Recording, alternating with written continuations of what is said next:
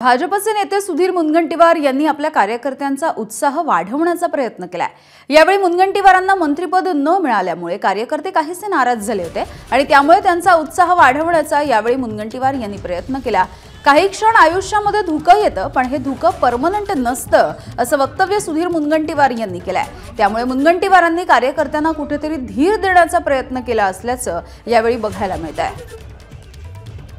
मी विमानात सकाळी बसलो मुंबई नागपूरसाठी, पण अचानक काय झालं की नागपूरला मी उतरू शकलो नाही, विमानही उतरू शकलो नाही। कारण नागपूरमध्ये इतकं ढग आणि कोहरा धुकं जमा झालं ते विमान नागपूरला न उतरता पायलट हैदराबाद घेऊन गेलं। आमचं विमान हैदराबाद उतरलं।